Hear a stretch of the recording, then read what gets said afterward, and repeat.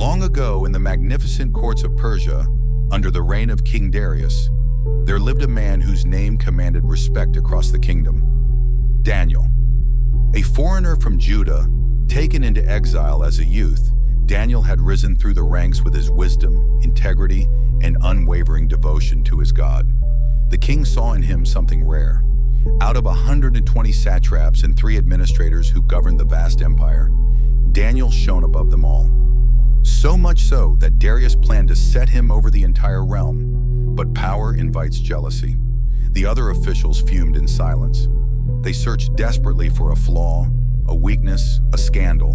But Daniel was clean. No corruption, no carelessness, no bribes. He was faithful in all his duties. If there was any path to bring him down, it would have to be through the very thing that made him so different: his God. A scheme took root. The officials approached the king, their tone reverent, but their hearts poisoned. "O King Darius, live forever. We've all agreed, governors, satraps, advisors alike, that you should issue a royal decree.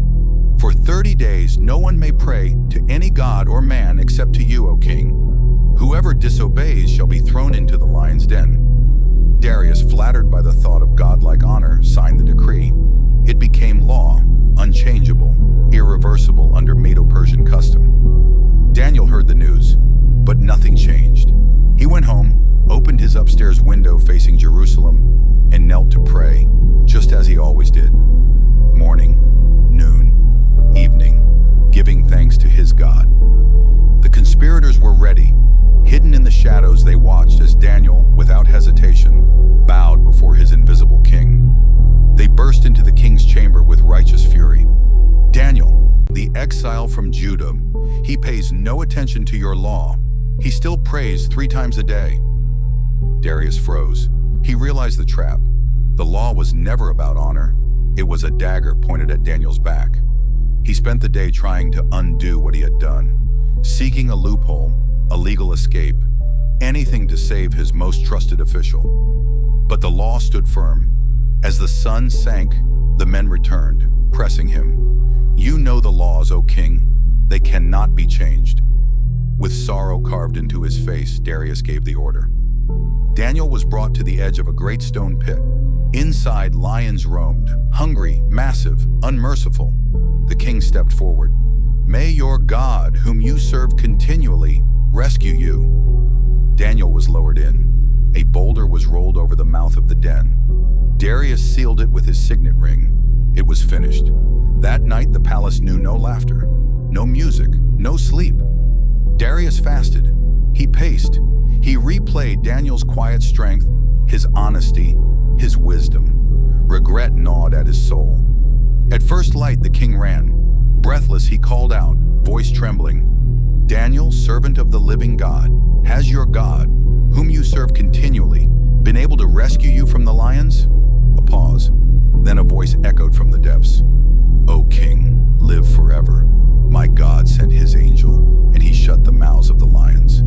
They have not hurt me, because I was found innocent in his sight, nor have I done any wrong before you." Joy erupted on the king's face. Daniel was lifted from the den. Not a scratch marred his body, no blood, no bruises. The lions had not touched him, but the story didn't end there. Darius summoned the men who had plotted the trap. Along with their families, they were cast into the very den they had prepared for Daniel. The lions, now released by divine restraint, overpowered them before they even touched the floor. Darius wrote to the entire kingdom, "Peace and prosperity to all people. I issue a decree that in every part of my kingdom, people must fear and reverence the God of Daniel. For he is the living God and endures forever. His kingdom will not be destroyed. His dominion will never end. He rescues and saves. He performs signs and wonders in the heavens and on the earth. He has rescued Daniel from the power of the lions." And Daniel, he prospered, under Darius and under Cyrus the Persian. Courage doesn't roar. Sometimes it kneels. When pressure presses in, when compromise surrounds you, when faith costs something, will you stand like Daniel? If this story moved you, don't forget to like, share, and subscribe to Chronicles of Eden for more powerful stories of faith, hope, and unwavering courage.